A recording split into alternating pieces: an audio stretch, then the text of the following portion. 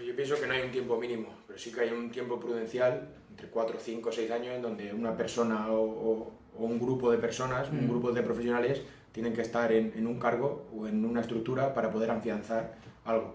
Si echas la vista atrás o si hablas yo hablo con compañeros de Sevilla, de Can Barça, son modelos que están afianzados desde hace 15, 20, 30 años. El Valencia yo creo que está en un momento adecuado para generar esa estructura y que perdure en el tiempo. La estructura está generada, vamos a ser dinámicos, queremos actualizarnos acorde a los tiempos que estamos, 2017, cada año pues mejoramos en los departamentos, mejoramos en instalaciones, el club está muy concienciado en que la academia es para ellos un pilar fundamental, solo estáis viendo todo el cambio que está habiendo estos últimos 2 años, pero pienso que entre 4, 5, 6 años es casi imposible afianzar nada. La verdad es que te das cuenta de lo que ha cambiado esto cuando hablas sobre todo con gente como José Jiménez que lleva aquí muchos tiempo, y él ahora le da un valor terrible a todo lo que tenemos, Entonces yo creo que también la afición debe conocer esto, debe conocer de que se apuesta por la cantera, de que hay una estructura profesional que se generó hace 4 años, se empezó a generar hace 4 años, que la cantera de Valencia trabajaba muy bien antes, que no quiere decir que se trabajaba mal. Pero yo cuando llego aquí en julio de 2013 teníamos un despacho arriba, creo que Rufete y yo, otro y una mesa, había lo mínimo, todo el mundo entraba por las oficinas, padres, agentes, y no podía, es lo que te decía antes del muro, ¿no? Yo no pienso que se haya puesto un muro, 2 o 4 para prohibir la entrada, pienso que se ha puesto norma.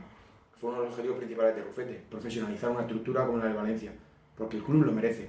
Y yo creo que estamos en una etapa en donde cada trabajador que esté dentro del club tiene que dar lo máximo. Y no pensar si es la cantera, si es Paterna, si es oficinas, no, todos estamos dentro de un club. Y a veces la discrepancia esa que surge, ¿no? Es que la cantera, no se va, no, la cantera hay que invertir, claro que hay que invertir, y cada vez más, porque tenemos que estar y debemos de estar con los mejores, ya estamos igualados a ellos en baremos, en trabajo, en trato, en llegar antes, en estructura, en departamento de captación, tenemos scout por toda España, pero tenemos que dar un salto y que la gente no cuestione el gasto que se hace en la cantera. No es un gasto, es una inversión. Una inversión que ahora como jugadores como Soler, como Lato que están muy cerca, Soler ya ha llegado, te reconfortan el gasto de 1 año, de 2, de 3 o de 5. Entonces yo siempre hablo igual que en educación.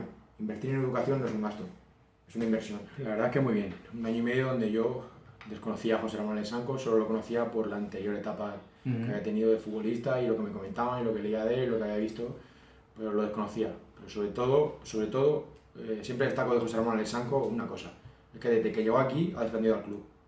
Lo que pasa es que bueno, ha podido tener algún momento en donde cuando llegó desde fuera, y siempre a la persona que viene de fuera se le trata mal, pero no aquí, en todos los sitios.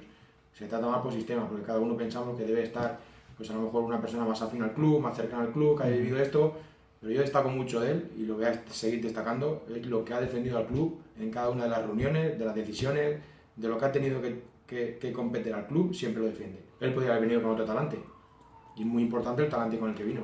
Es un profesional, voy a defender al club, y a lo mejor la postura que él adoptó es porque es un modelo de vida. Es una persona sencilla, es una persona humilde, es una persona que puede tratar con él, pero es una persona que no alardea de grandes cosas. Es una persona que no alardea de decir he hecho esto, he hecho lo otro, he hecho...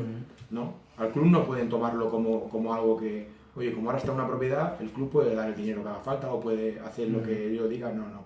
El club tiene unas normas y usted tiene que respetarlas en diferentes situaciones. Y si no las respeta, pues no podrá estar aquí, no podrá estar en el Valencia. Y eso Lesanco lo ha hecho a la perfección. Al final el jugador está aquí porque ha querido estar, porque el entorno ha querido estar y porque el club le ha ofrecido algo que él acepta y ve con buenos ojos.